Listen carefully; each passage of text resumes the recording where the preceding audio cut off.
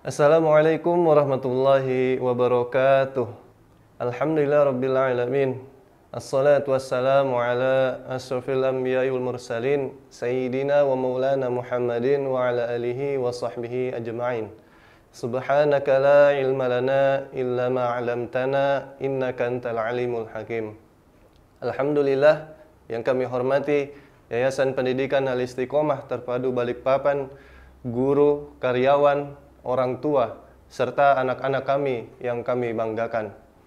Al-Quran merupakan firman Allah Subhanahu wa Ta'ala yang diturunkan kepada Nabi Muhammad SAW melalui perantara malaikat Jibril. Al-Quran tidak hanya mampu mengubah peradaban menjadi lebih baik di zaman Nabi Muhammad SAW, namun juga pada masa setelahnya, pada masa Daulah Umayyah, Abbasiyah, Andalusia, dan Turki Utsmani.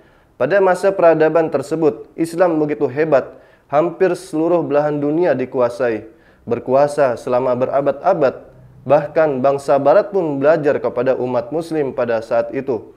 Maka pertanyaan pertama, mengapa hal tersebut bisa terjadi?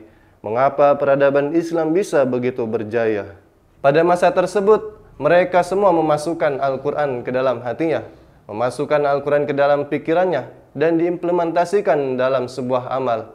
Itulah sebab mengapa banyak sekali ulama-ulama dan cendekiawan muslim yang lahir pada masa tersebut menjadi orang-orang yang hebat dan merubah peradaban dunia menjadi lebih baik. Maka pertanyaan berikutnya, bagaimana cara kita membentuk peradaban Islam yang hebat pada saat ini? Maka ada beberapa pelajaran dan hikmah yang perlu kita pahami. Pertama, budaya membaca. Al-Quran pertama kali diturunkan sekaligus sebagai pelantikan Nabi Muhammad SAW sebagai seorang Nabi dan Rasul. Ayat pertama kali yang diturunkan tersebut adalah surah Al-Alaq ayat 1-5. Perintah untuk mencerdaskan diri melalui iman, ilmu, dan amal harus dimulai dengan membaca. Membaca haruslah menjadi budaya bagi umat Islam. Sebagai perintah pertama yang diturunkan Allah Subhanahu wa Ta'ala kepada Nabi Muhammad SAW adalah perintah membaca. Baik membaca makna tersurat ataupun yang tersirat, baik membaca kalam Allah ataupun membaca alam sekitar. Suatu hal yang sangat menarik adalah di dalam ayat ini, kata-kata Iqra atau perintah membaca terdapat pengulangan. Hal ini memberikan isyarat kepada kita bahwa kecakapan membaca tidak diperoleh kecuali dengan mengulang-ulang bacaan atau membaca hendaknya dilakukan sampai mencapai batas maksimal kemampuan. Tetapi juga untuk mengisyaratkan bahwa mengulang-ulang bacaan Bismi Rabbika, demi karena Allah, akan menghasilkan pengetahuan dan wawasan baru. Mengulang-ulang membaca Al-Quran akan menambah wawasan baru, mensucikan diri, menerangkan batin, dan bahkan menambah pemahaman baru, sekalipun yang dibaca itu-itu juga.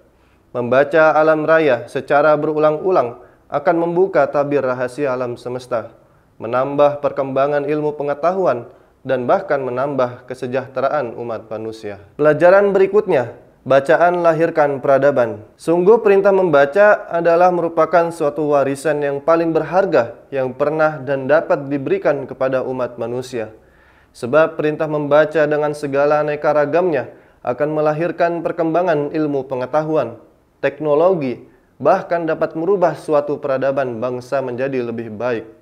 Kita dapat mencatat bahwa suatu peradaban yang pernah lahir dan bertahan lama di dunia ini adalah bersumber dari sebuah kitab atau bacaan yang dibaca oleh umat manusia. Sebagai contoh, peradaban Yunani yang dimulai dengan karya Homer dan berakhir dengan perjanjian baru. Peradaban Eropa yang dimulai dengan karya Newton berakhir dengan filsafat Hegel. Peradaban Islam yang berkuasa selama 800 tahun lamanya, itu pun juga bersumber dari kitab atau bacaan, yaitu Al-Quran. Kita yakin dan meyakini Al-Quran tidak akan pernah tertinggal zaman, tidak akan pernah berakhir, karena Allah Subhanahu wa Ta'ala sendiri berjanji di dalam Al-Quran, surah Al-Hijr ayat 9, Inna nahnu nazzalna dzikra wa inna lahu lahafizun. Sesungguhnya kami yang menurunkan Al-Quran dan kami pula yang memeliharanya. Peradaban Islam yang pernah berjaya selama 800 tahun akhir-akhir ini mengalami penurunan. bukanlah disebabkan karena Al-Quran tidak sesuai lagi dengan perkembangan zaman, atau Al-Quran dianggap telah ketinggalan zaman. Akan tetapi hal ini semata-mata disebabkan bahwa umat Islam secara intelektual tidak mampu menerjemahkan atau menafsirkan atau bahkan memahami Al-Quran sesuai dengan perkembangan zamannya. Para pakar ahli sepakat bahwasannya Al-Quran merupakan sumber energi yang sangat luar biasa yang apabila dimanfaatkan oleh umat Islam maka dapat menghasilkan energi yang sangat luar biasa yang dapat merubah peradaban umat manusia saat ini. Al-Quran yang selalu dibaca umat Islam tidak pernah mengalami perubahan, tetapi sebaliknya, dunialah yang mengalami perubahan akibat Al-Quran. Maka kesimpulan pinjumpa pada pagi hari ini, bahwasannya marilah kita menjadikan Al-Quran sebagai pedoman hidup kita. Kita melaksanakan segala aktivitas keseharian kita sesuai dengan nilai-nilai Al-Quran. Kita meyakini bahwasannya ke depannya kita akan menjadi berbagai orang yang hebat. Ada yang menjadi polisi, tentara, dokter, pengusaha, ahli ekonom. Namun tetap jadikanlah Al-Quran di dalam hati kita. Jadikan ilmu Al-Quran di dalam pikiran kita. Dan kita implementasikan nilai-nilainya dalam sebuah amal kebaikan. Semoga pinjumpa yang singkat ini dapat memberikan manfaat kepada kita semua. Mohon maaf bila ada salah kata dan perbuatan. Wallahul muwafiq ila aqwamit thoriq. Wassalamualaikum warahmatullahi wabarakatuh.